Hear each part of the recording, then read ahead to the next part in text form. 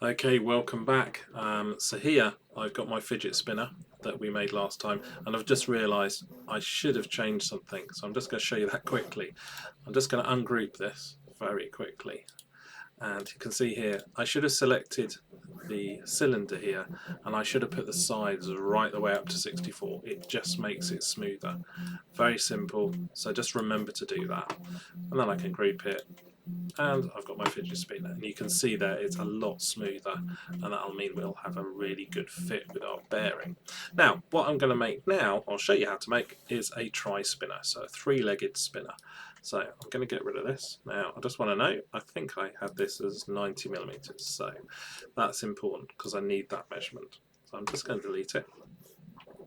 I'm going to come in here, I'm going to put that in the centre-ish, and I'm going to set this, I think I set to 8mm. And now I had 90mm, so half of that is 45. So this is important. 45mm. You may come up with your own dimensions, but just think about half the distance. Okay, I'm going to make that 30. Okay, so I've got 45 by 30. I'm just going to add a little bit of a radius to it.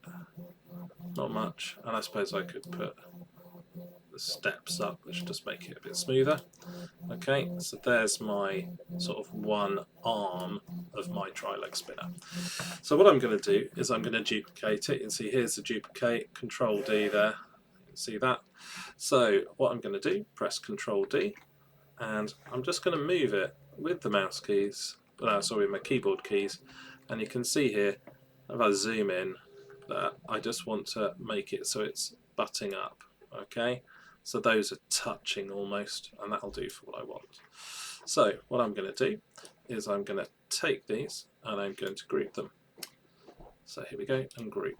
Now the next thing I want to do is I want to rotate these, because I want to have 3 of these. I want 3 legs, and so 360 divided by 3 is 120.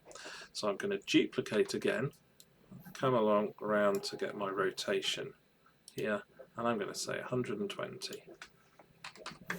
Okay, and if I duplicate again, hey presto, I get everything I need.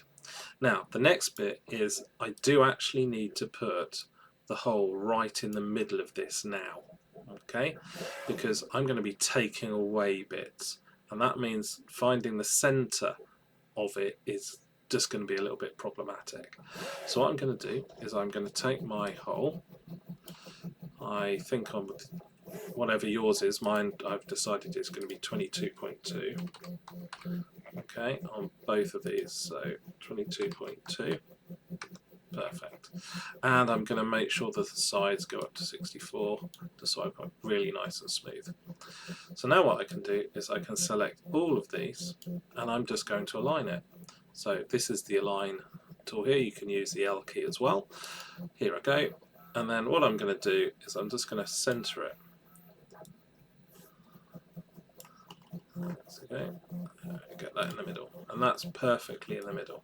Okay, so it's really important that I don't move that now, because that is sort of set in stone. Okay, so this is where the fun bit comes in. I need to now take away some of these parts, and you can now see why I had them as 2 separate bits. So what I'm going to do, I'm going to select this one, I'm going to ungroup it, I'm going to delete that one, I'm going to take another one, and I'm going to ungroup it, and I think I need to get rid of this one. Oops, let's clear out that. And finally, I'm going to select this pair, and I'm going to ungroup that. And hey presto, take that out. I now have a fidget spinner. So if I now group that,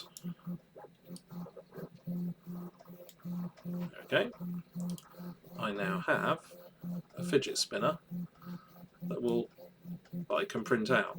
Now this is a really basic design. I know that you can come up with something that's a lot more interesting, but the same idea of how you could do this. I could have a 5-legged spinner, and I'd just need to think about the rotations that I'd need to do.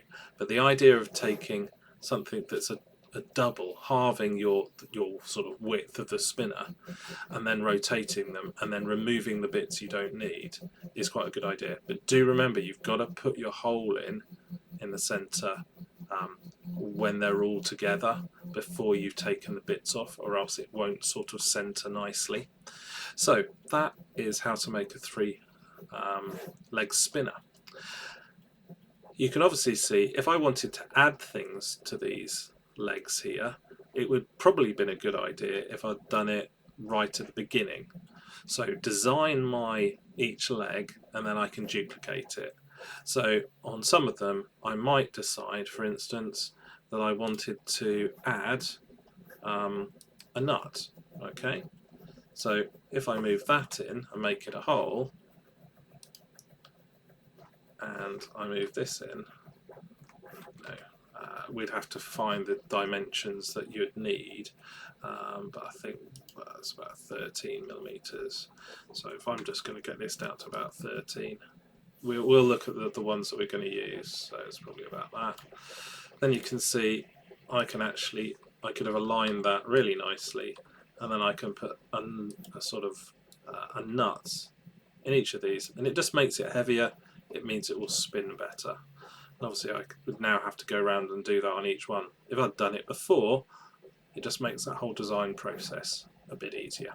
So hopefully that makes sense, and you can see how we can then sort of use the holes to basically allow us to then insert our bearing in here, and also, I don't know why that's not come as a hole yet, but hopefully it will.